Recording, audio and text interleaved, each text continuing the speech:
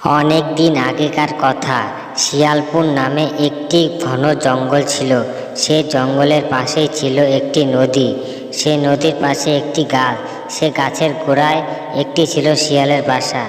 আর সেই নদীতে বাস করত একটি কুমির। তারা দুজনে ভালো বন্ধু ছিল।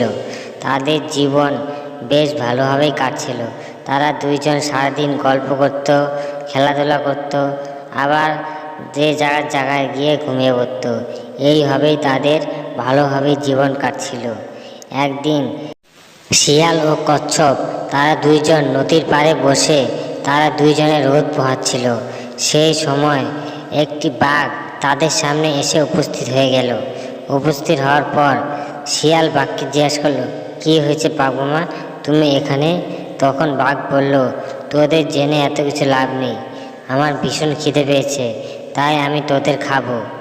তখন শিয়াল বলল যে, তুমি কি আজকে কোনো খাবার পাওনি? তখন বাঘ বলল যে, তোদের এত জেনে লাভ নেই, তোকে আমি এখনই খাবো, আর কচ্ছপকেও। তখন শিয়াল বাঘের কথা শুনে সে দৌড়ে সেখান থেকে গাছের ভিতরে গর্তের ভিতরে সে ঢুকিয়ে পড়ল। কচ্ছপ তো অত দৌড়াতে পারে না। কচ্ছপ আস্তে আস্তে যেতে লাগলো। যেতে যেতে নদীর কিনারে পৌঁছে গেল। তখনই বাঘ তাকে লাফ দিয়ে তাকে ধরে ফেলল। ধরে ফেলার পর বাঘ কচ্ছপকে বলতে লাগলো, তোকে আমি এখনই খাবো, আমার প্রচণ্ড খিদে পেয়েছে। কচ্ছপ তো কোনো কথা না বলে সে নিস্তব্ধে মরার মতন রয়ে গেল। তার মুখ তার খোলসের ভিতরে ঢুকিয়ে নিল। ঢুকিয়ে নেওয়ার পর খোলস ছিল ভীষণ শক্ত।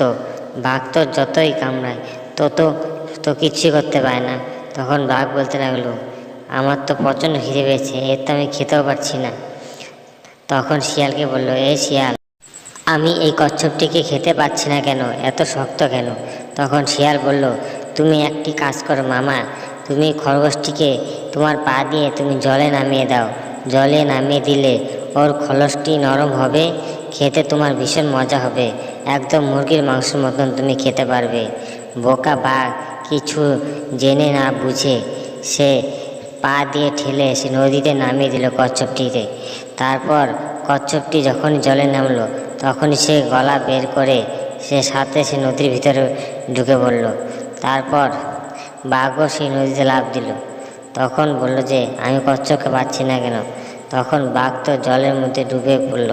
তখন শিয়াল হাসতে হাসতে বলতে লাগলো, এবার তুমি শিক্ষা পাও মামা, তুমি বেশি চালাকি খাটিয়ে আমাদের খেতে আসছিল না, এখন তুমি জলে ডুবে মরো।